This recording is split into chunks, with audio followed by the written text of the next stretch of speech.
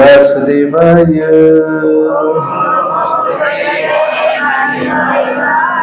ओम नमो भगवते वासुदेवाय।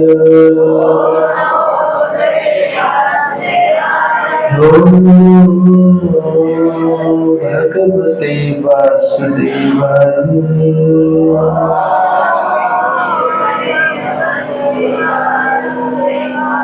नारायणं नमस्कृत्य नरं चैव नरोत्तमं देवीं सरस्वतीं व्यासं ततो जयामुदीरये। नष्टप्रायेषु भद्रेषु नित्यं भागवत सेवया भगवती उत्तम श्लोके भक्तिर्भवति नैष्टिकी। नमो विष्णुपादाय कृष्ण प्रेष्ठाय भूतले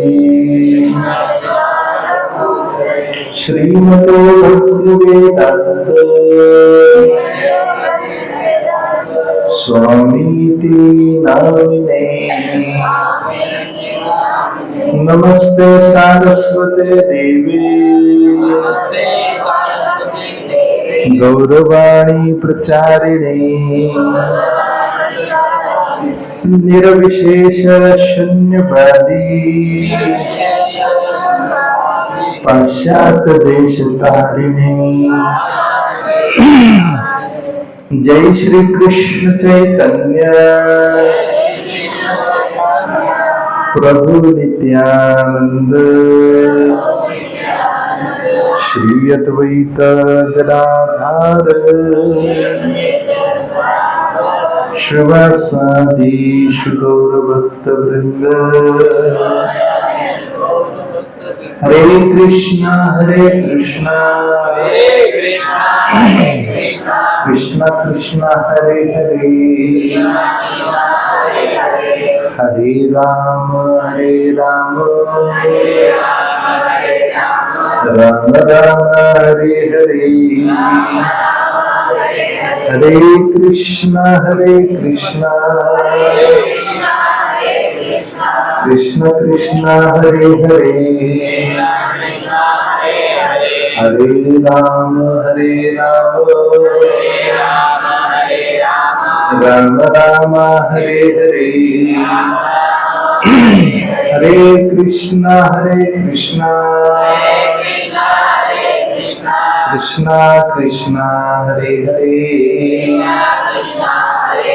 हरे राम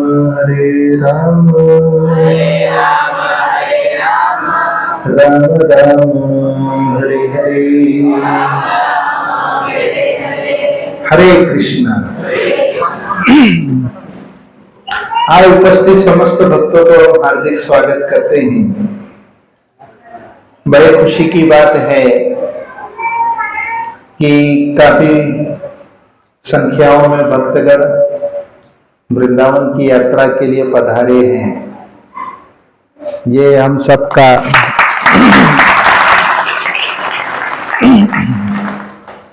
ये आपका और हमारा बहुत ही परम सौभाग्य है कि हम वृंदावन में यहाँ पर कृष्ण कथा के लिए उपस्थित हैं।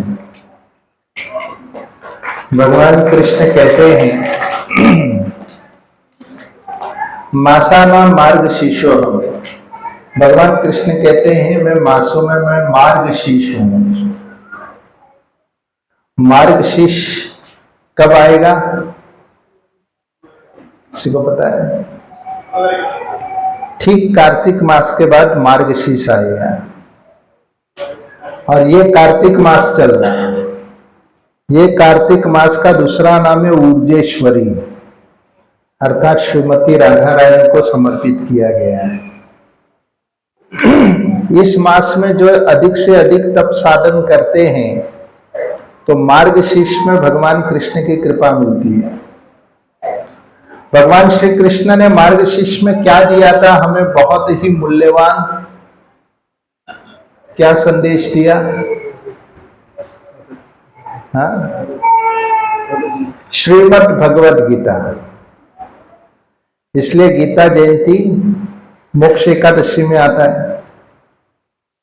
उसी दिन भगवान श्री कृष्ण ने भगवद गीता का उपदेश प्रदान किया मार्गशीर्ष में। तो कार्तिक मास का पालन करेंगे तो मार्गशीर्ष की कृपा मिलेगी, भगवद गीता का उपदेश समझ में आएगा। ऐसे श्रीमती राधा रानी की कृपा प्राप्त करने के लिए न जाने कहां कहां से लोग आए हैं।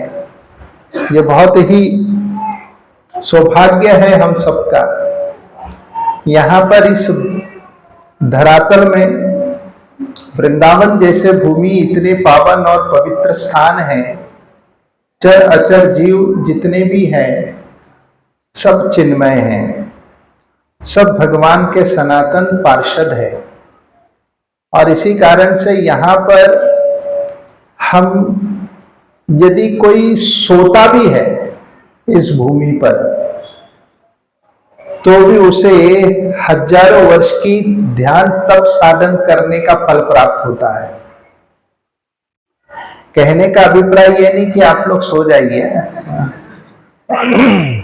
यदि सोने में इतना लाभ मिलता है तो जगने में कितना होगा।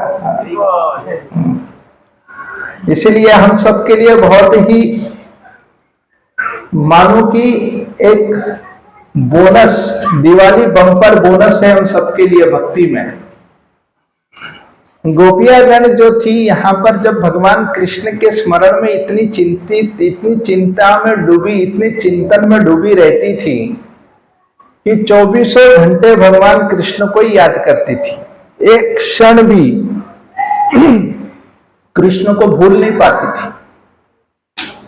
एक क्षण की बात थी कि नारद मुनि जब वृंदावन में आए तो वृंदावन में जब चक्कर लगा रहे थे तब उन्होंने क्या देखा, गोपियां ऐसे बैठकर ध्यान लगा दिया।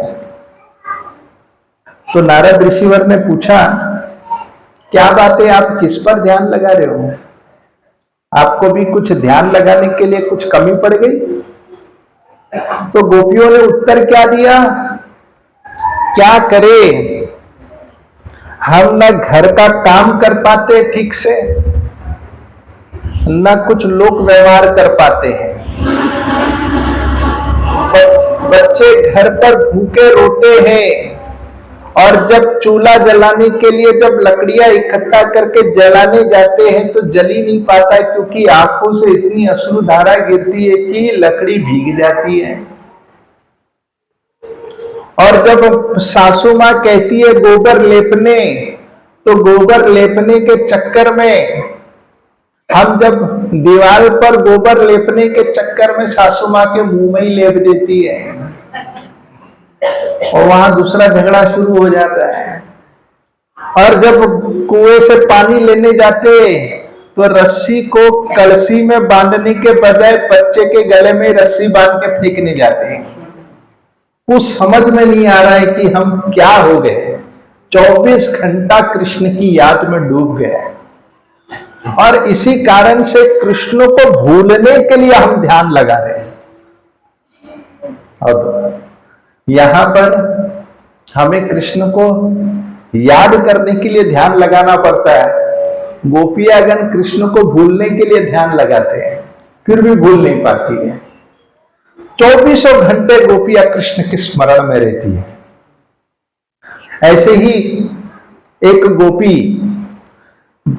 जो वृंदावन के बाहर के गांव में रहती थी और उनके पिता अचल गोप जो वृंदावन के ही एक गोप से उनके पिता का मित्रता थी, उन्होंने अपने पुत्र का, अपने लड़की का विवाह तय कर दिया।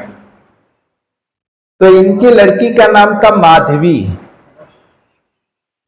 हम आपको किसकी कथा बता रहे? मीराबाई की। ये मीराबाई कौन थी? पूर्व समय पर ऐसे ही गोपी थी। जो कृष्ण के याद में कैसे तड़पती थी।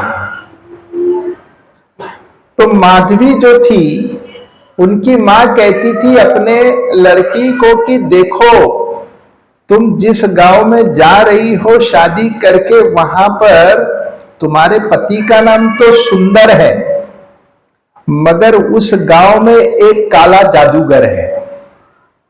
वो सबको अपना काला जादू से सबको पागल बना देता है। ऐसा पागल बना देता है, ना घर का ना घाट का रहता है, उस पर काला रंग का साया चढ़ जाता है। इसलिए सावधान, गलती से भी उसको देखना मत। उसका नाम है कृष्णा। ना उसे देखना, ना उसके मुख से कोई बांसुरी की ध्वनि सुनना। तो लड़की कहती है, माधवी, तो माँ मुझे खूब सारी गौना में मुझे बहुत सारी रुई दे देना, कान में ठूस कर चली जाऊंगी ताकि उनकी आवाज भी नहीं सुनाई पड़े। बस मेरे कहने के अनुसार चल, तुम्हारी सासू मां तुमसे खूब खुश रहेगी, क्योंकि तुम घर का काम अच्छा करोगी। और ध्यान देना, ये इसका जादू न चलने के लिए तुम्हें अपना मुखमंडल भी नहीं दिखाना है। अब विवाह तो पहले ही हो जाता था, बाल विवाह। अब जब गौना था तो गौना के लिए अब यहां से जब भेजा माधवी को लेने के लिए, सुंदर गोप आए, और जब लेकर जा रहे थे तो रास्ते में ही कृष्ण मिल गए गैया चराते हुए। अरे सुंदर, अरे मैंने सुना कि तूने शादी कर रहा, अरे मुझे बताया भी नहीं। तो सुंदर अब कहने लगा, अरे मेरा प्रिय मित्र आ गया। अब माधवी सोच में पड़ गई कि अरे काला जादू मेरे पति पर भी चढ़ाए लगता है। और कृष्ण कहने लगा कि अरे यहां पर जो कोई नई नवेली आती है, पहला उसका घूंघट खोलकर मैं दर्शन करता हूं। चलो कौन है, दिखाओ दिखाओ दिखाओ। तो तुरंत सुंदर कहने लगे, कृष्ण आ गए, माधवी घूंघट खोल। माधवी तो घूंघट और खींच ली, अपने पैरों की उंगलियों को भी छुपा दी, कहीं उसकी नजर ना लग जाए। और कृष्ण कह रहे, अरे घूंघट नहीं खोल रही है, घूंघट खोल, कुछ नहीं बोल रही है। कृष्ण ने कहा, सुंदर क्या है, कोई बहरी को लेकर आया क्या, इसको कुछ सुनाई नहीं देता है। और माधवी चुप, कुछ नहीं बोल रही है। सुंदर कहने लगा, अरे कृष्ण बोल रहे, घूंघट नहीं खोल रही। अब बार बार कहने के बाद भी माधवी ने अपना घूंघट नहीं खोला, तो कृष्ण ने क्या कहा, नहीं दिखाना है अपना चेहरा, मत दिखा। ऐसा समय आएगा कि तू मेरे दर्शन के लिए तड़पेगी, याद रखना। और बहुत गंभीर से बोला। तो ये बात, गंभीर बात, सीधे माधवी के हृदय में ठेस लग गई। अरे ऐसे क्या बोल रहा है। चलो जो भी है, जान छुटी, लाखों पाई, वो तो चले गए। अब जब घर पर पहुंचे तो सासू मां ने खूब उनका स्वागत इत्यादि किए। अब दूसरे दिन ही सासू मां ने कहा, यहां इस वृंदावन में जो कोई शादी कर कर आता है, पहला दर्शन मुखमंडल का दर्शन करने यशोदा मैया के पास जाते, तो तैयार होना है तुम। तो ये तो समझ गई कि ये यशोदा कौन है, वही काला जादू का, जादू चलाने वाले की मां। तो अब और सतर्क हो गई, जाना जरूरी है, हाँ जाना जरूरी है। तो तैयार कर दी। अब तैयार कर कर जब वहां पर गई तो यशोदा मैया ने मुखमंडल का जो दर्शन किए, इतनी गदगद हो गई, कहने लगी, अरे कितनी सुंदर है ये। और हमेशा ये कहती थी यशोदा मैया कि मेरे लाला का भी एक गौना होगा उनके लिए भी एक बहू रानी को मैं ले आऊंगी। अरे कितनी सुंदर है, ऐसे ही सुंदर बहू रानी को मैं भी लाऊंगी। और इतने में कृष्ण को कहा, कृष्ण को भी दर्शन के लिए बुलाते थे, तो कृष्ण को भी भीतर से बुलाए यशोदा मैया, कृष्णा आ जाओ, तुम्हारे ही मित्र के भारिया का दर्शन कर लो, तुम्हारे भाभी की दर्शन कर लो। इतने में कृष्ण ने कहा, अब कृष्ण समझ गए वही है। कृष्ण ने कहा नहीं नहीं मेरे पास टाइम नहीं है, मैं जा रहा हूं, खेलने के लिए जा रहा हूं, बोल के कृष्ण ने ध्यान ही नहीं दिए। अब ये तो और खुश हो गया, अरे अच्छा हुआ, जान छुट्टी लाखों पाई। अब यहां पर ये सोच में पड़ी कि अरे ये कृष्ण का जादू, काला जादू तो न केवल मेरे पति पर, मेरे सासू मां पर, ये तो पूरे ब्रज में चढ़ा हुआ है। जब भगवान कृष्ण जब बांसुरी बजाकर जब जाते थे तो उनकी बांसुरी सुनकर सारी गोपियां मंत्रमुग्ध हो जाती थी, मगर यहां पर माधवी अपने कान में रुई डाल के रखती थी, थोड़ा भी आवाज जाना नहीं चाहिए। कृष्ण को तो देखना ही, क्योंकि मां ने कहा है, सिखा पढ़ा कर भेजा है, पूरा ट्रेन की। और यहां जब कृष्ण जब जाते थे गोप बालकों के साथ तो खूब खेलते थे वहीं पर ही, और यहां गोपियां इंतजार करती थी कि कब सूर्यास्त होगा। गोपियां इंतजार करती थी कि सूर्य चलते चलते रुक गया है, और गोप बालक लोग ये कहते थे कि सूर्य कितना जल्दी ढल रहा है। और जब सूर्य अस्त होता है तब कृष्ण आते थे तो अलग अलग गलियों से जाते थे। इस बार इन्हीं के ही गली से जा रहे थे। तुरंत सासू मां ने कहा माधवी को, माधवी आरती प्लेट तैयार करो, रंगोली निकालो, फूल गुलदस्ता सब तैयार करो, क्योंकि भगवान कृष्ण इसी रास्ते से गुजरने वाले हैं। यहां पर माधवी कहने लगी मैं बीमार हूं, मैं नहीं जा सकती, जो भी आप ही देख लो। अरे बीमार, ठीक है ठीक है। तो सासुआ सारा तैयारी, सब ऊपर से फूल फेंकने के लिए तैयार, क्योंकि कृष्ण अब यहां से गुजरने वाले हैं। और माधवी अपने कान में रुई लगाकर घर के भीतर कमरे के अंदर छुप कर बैठी है, कहती है सब पागल हो गए, सब पर काला जादू छा गया है। और उस समय भगवान कृष्ण जब जाते थे तो सब जो दिवालियां होती थी वहां पर, और ऐसे जोर शोर से कीर्तन हुआ करता था कि कृष्ण जाने के बाद माधवी क्या देखती थी, सासू मां मिट्टी पे लोटपोट होकर मिट्टी सर पर डाल रही है चरण धूलि को। अरे ये तो पूरी पागल हो गई है। अब ये तो रोज ऐसी कुछ ना कुछ हुआ करता था। जब सुंदर भी अपने गैयों चराकर जब लौट आता था तो सुंदर केवल कृष्ण की स्तुति गाते थे।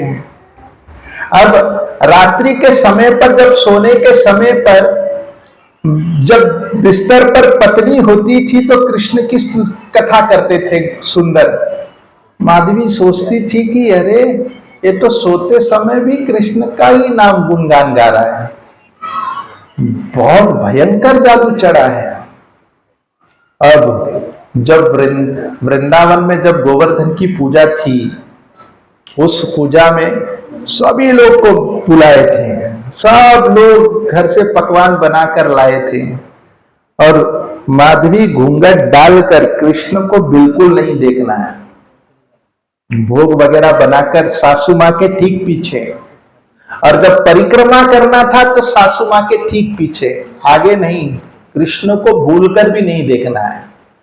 जब गोवर्धन का परिक्रमा सब उत्सव समाप्त हुआ, ब्रज में जो इंद्र ने संभारतक बरसात गिराए, उस संभारतक बरसात से बचने के लिए भगवान कृष्ण ने गोवर्धन को उठा लिया। सब भाग रहे, कहां आश्रय ले, तो सब गिरिराज गोवर्धन के नीचे दौड़ते हुए निकल पड़े। उसी बीच में ये भी भीड़ भाड़ में चल पड़ी माधवी। अब जब अंदर जाकर खड़ी हो गई तो पूछने लगी आपस में सारी गोपियों को, अरे हम कहाँ आए? अरे हम गिरिराज के नीचे। अरे गिरिराज के नीचे जो कल पूजा किया था?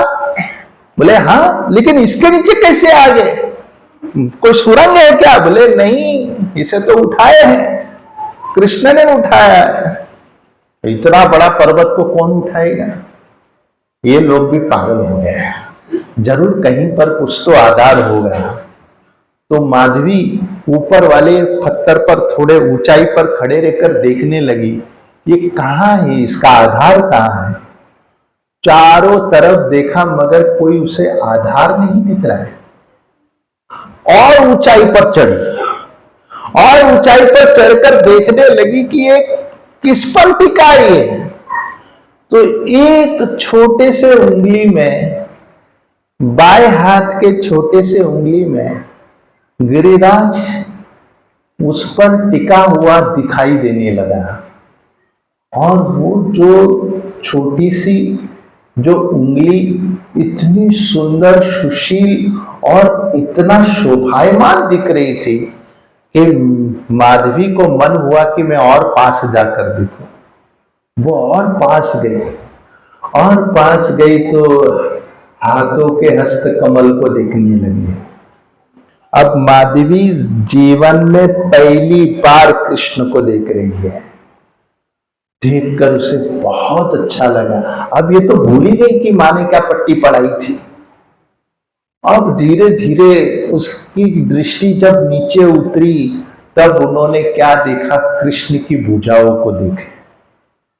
तो ये तो इतनी मंत्रमुग्ध हो गई और देखे कि सारे गोपियां उनके भुजाओं की पूजा कर रहे हैं और कह क्या रहे हैं कि ये जो भुजा जो है, ये जो पर्वत जो है, किसने उठाया है? राधा रानी ने उठाया है। कैसे? कृष्ण ने पूछा, ऐसे कैसे उठाया मैंने और राधा रानी का क्रेडिट मिल रहा है, क्या बात है? तब गोपियों ने कहा, देखो राधा रानी और तुम में कोई भेद नहीं है। बोले हाँ।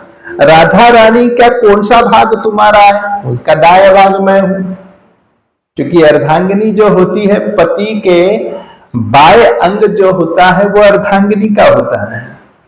तो वैसे ही तुम्हारा बाया हाथ से तुमने पर्वत को उठाया है और ये बाया भुजा जो है श्रीमती राधा रानी का है।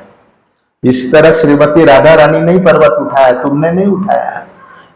कृष्ण ने देखा, अरे वाह, काम हमने किया, क्रेडिट कोई और ले जा रहे हैं। और जो उन्होंने देखा मोर पंख अति सुंदर, जब ललाट को देखकर, जब आंखों को देखा, मुखमंडल को देखा, माधवी बावरी हो गई। अरे ये कौन है? पड़ोस की गोपी को पूछा, ले कृष्ण है, यही कृष्ण है। अपनी मां को कोसने लगी, मैया तुमने मुझे क्या पट्टी पढ़ा दी? अरे जो इतना सुंदर दिखता है, इतना सुंदर जो मेरे दर्शन के लिए मेरे सामने छटपटा रहे थे, मैंने उसको अपना दर्शन नहीं दिया। मैया जीवन में तुमने सबसे बड़ी भूल की, मुझे गलत पट्टी पढ़ा दी। अरे जीवन का तो सार ही है इनका दर्शन, जो तुमने मुझे दर्शन करने में वंचित कर दिया। 7 दिन 7 रात लगातार सभी लोग कृष्ण को दर्शन कर रहे और कृष्ण सबको दर्शन कर रहे। सब लोग भूख प्यास सब भूल गए हैं। हमारी ऐसी अवस्था कब आई? हम घंटे भर भी बैठते तो तुरंत घड़ी पे नजर जाता है कब प्रसाद शुरू हो गया। हमारी या कभी कभी प्रभु जी अगर प्रवचन थोड़ा बढ़ा दिया, अरे कितना बोलते हैं महाराज। हमारे और महाराज के बीच में एक ही है, वो है माइक। ये माइक बंद करो तो प्रसाद आएगा। तो कभी कभी लोग प्रसाद के लिए छटपटाने लगते हैं, मगर यहाँ पर सारे ब्रजवासी लोग सब खो गए कृष्ण के दर्शन में। कृष्ण के दर्शन को ही पिए जा रहे थे। ऐसी अवस्था कब आएगी? हम यात्रा में आते हैं तो कभी खाने की सुविधा में थोड़ा ऊपर नीचे होता है तो मन बिगड़ जाता है, या सोने के लिए बिस्तर की थोड़ी ठीक से व्यवस्था नहीं हुई, सीधा तलवार निकालते हैं, या छोड़ेंगे नहीं प्रभु जी को। मगर ये जो भी होता है ये सब राधा रानी के कृपा से ही होता है। हमें हर व्यवस्था को स्वीकारते हुए ब्रज में रहना चाहिए। और ऐसे ही यहां पर गोप बालकों ने, गोपियों ने कोई शिकायत नहीं की। 7 दिन 7 रात कृष्ण का दर्शन कर रहे और कृष्ण दर्शन कर रहे। पूरा बरसात गिराते गिराते इंद्र थक गए हैं, बल्कि भगवान कृष्ण ने कहा, इंद्र वेल डन, थोड़ा और बढ़ा देते तो मजा आता। और यहां पर इंद्र के लिए कोई अपराध भगवान ने लिया ही नहीं, हालांकि उसकी चर्चा आगे आएगी। अब सब लोग निकल गए, माधवी अकेली खड़ी रह के दर्शन कर रही है। अब पर्वत को रखना भी है। कृष्ण ने कहा, अरे सब लोग निकलो निकलो, मुझे पर्वत रखना है। माधवी तो भूल ही गई मुझे बाहर निकलना है, केवल देखी जा रही है। कृष्ण ने कहा, अरे सचमुच सुंदर ने किसी बैरी को ही लाया है, इसको बोलता तो सुनाई दे देता। अरे बाहर निकल। तब उसे थोड़ा सचेत हुआ, अरे मुझे कुछ बोला जा रहा है। तब माधवी को होश आया, सारे अष्ट सखियों ने उनको होश दिलाया, समझ गए कि पहली बार दर्शन हुआ है। कृष्ण को जो पहली बार दर्शन करता है वो दुनिया भूल जाता है, और यही लक्षण यहां पर दिख रहा था। तब कृष्ण ने कहा, तुमने मुझे दर्शन नहीं देकर अपराध किया। जीवन में, व्यक्ति के जीवन में दुर्भाग्य बार बार दरवाजा खटखटाता है, सौभाग्य एक ही बार आता है, और तुमने वो उसी अवसर को गवा दिए हैं। और इसी कारण से तुम्हें अब यह सौभाग्य मिलेगा आने वाले कलयुग में, जब तुम मीराबाई के रूप में तुम्हारा जन्म होगा। और मैं चाहता हूं कि तुम मीराबाई के रूप में जन्म लोगी और सारे नारी जातियों को सिखाओगी कि कृष्ण भक्ति कैसे की जाती है।